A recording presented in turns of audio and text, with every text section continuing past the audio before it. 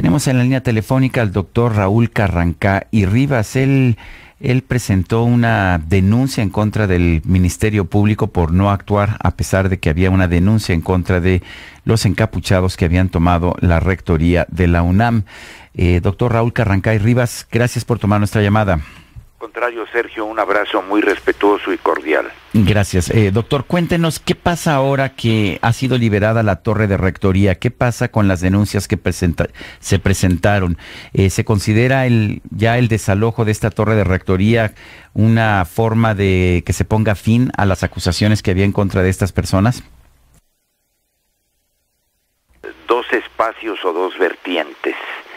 En lo tocante a la denuncia del licenciado González Pérez, abogado general de la universidad, el esquema es que retirándose los encapuchados pseudoestudiantes de la torre de la rectoría, pues queda en parte sin efectividad, pero solo en parte, porque si él presentó una denuncia por la comisión de despojo y daño en propiedad ajena, no sé si algunos otros delitos, pero fundamentalmente despojo y daño, evidentemente el despojo y el daño se cometieron.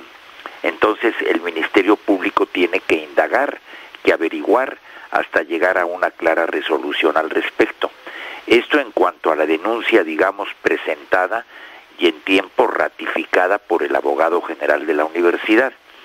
Ahora bien, en lo tocante a la denuncia que un servidor presentó el día de anteayer, tiene que ver fundamentalmente no con los estudiantes o pseudoestudiantes, sino con la apatía o lenidad de la autoridad para actuar en defensa de los intereses de la universidad. El Código de Procedimientos, el federal, ordena que tan pronto el Ministerio Público pues tenga conocimiento de la comisión de un delito, deberá dictar las medidas y providencias necesarias para proporcionar seguridad y auxilio a las víctimas y evitar por todos los medios que el delito se siga cometiendo.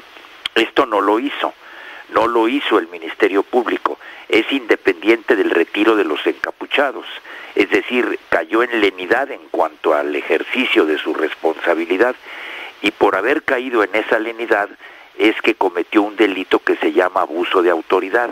El Ministerio Público, es decir, yo presenté la denuncia contra los servidores del Ministerio Público que tenían la responsabilidad de actuar en el caso de la denuncia de la universidad. Y entonces, repito, cometieron el delito de abuso de autoridad porque el código es muy claro. Dice que se comete cuando indebidamente se retarda o niega a los particulares la protección o servicio que tengan obligación de otorgarles. Y la universidad tenía el derecho de que se la protegiera, pero de que la protegiera la autoridad.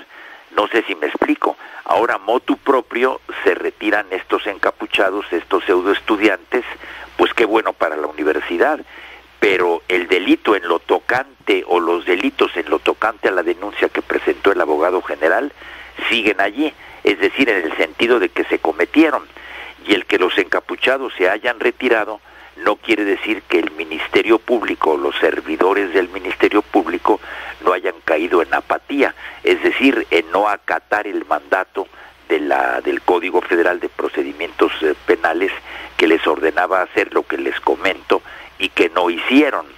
Entonces son, digamos, dos esquemas diferentes, pero en ambos casos sigue latente la presencia, o es imprescindible la presencia del Ministerio Público, sobre todo no en ambos, sobre todo en el particularmente en el de la denuncia de la universidad. En cuanto a mi denuncia, pues allí sigue y está en pie el señalamiento de que no cumplieron con su deber y cayeron en la comisión de un delito. Esto en la averiguación correspondiente que se debe de abrir, se debe indagar a fondo.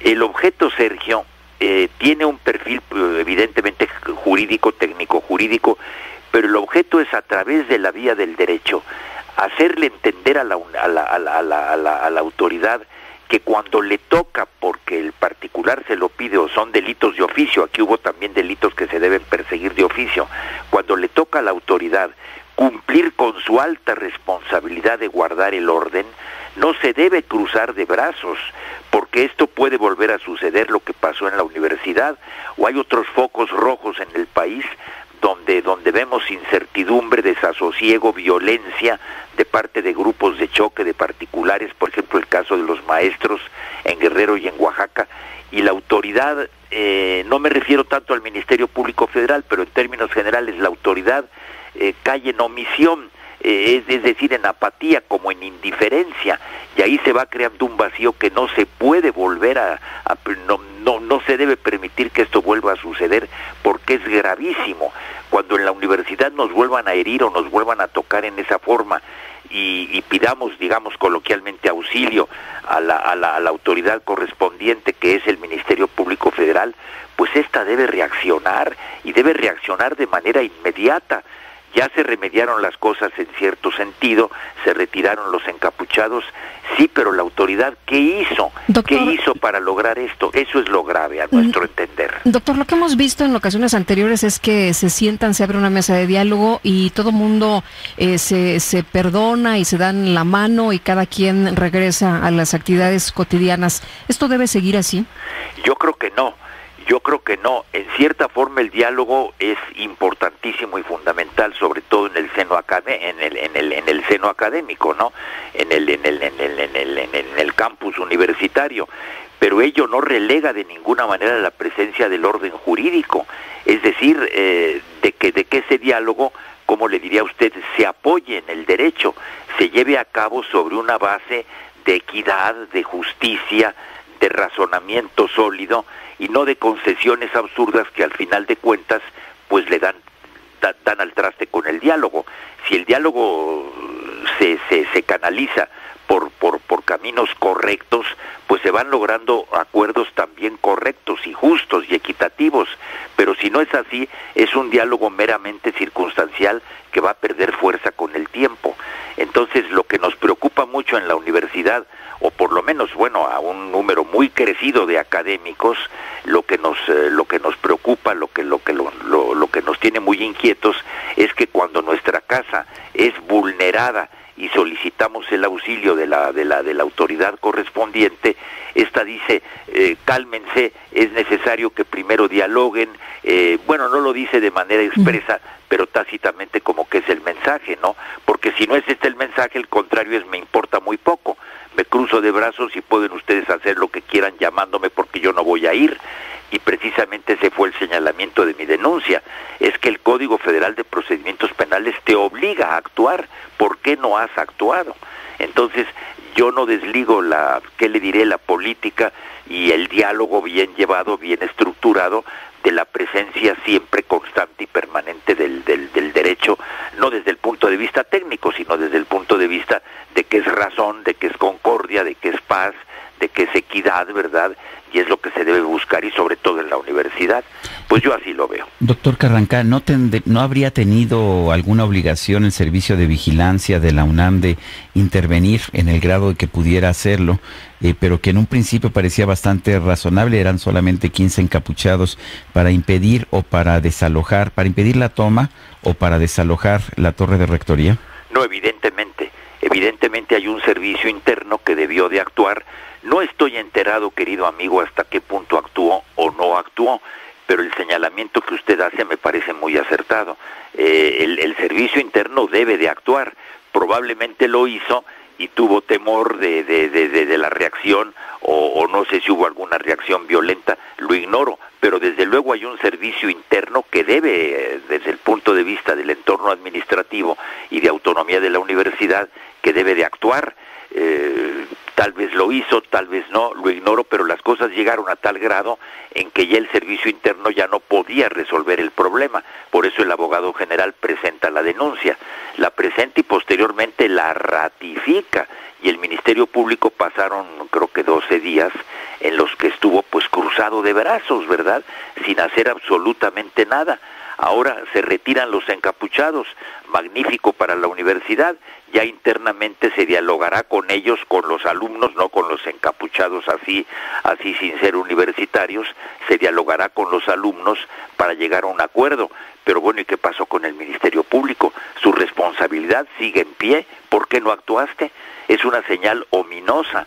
Y si se repite, pues es gravísimo que en Doctor, México sucedan estas cosas. Una pregunta, había muchas personas que se manifestaron porque el rector de la universidad hiciera explícitamente esta petición de que se llamara a la incursión, a que entrara la policía para rescatar la torre de rectoría. Se decía, bueno, pero se presentó una denuncia y se comentó mucho que esto debió haber sido una obligación del rector, decir explícitamente que interviniera la policía. Entiendo. Yo lo veo así. El rector es el jefe nato de la universidad, pero el responsable, el apoderado jurídico de la universidad es quien por ley debe de presentar la denuncia. Y quiero entender que no la pudo presentar sin la obvia autorización o señalamiento del rector. Así lo veo yo. Y en cuanto a lo que dice usted de la policía, de la fuerza pública y demás, ahí hay un punto muy interesante, porque se tiene terror de la palabra policía, y justamente por lo que ya sabemos que trae o ha solido traer consigo como carga negativa. Pero pues el Estado tiene una fuerza de coerción.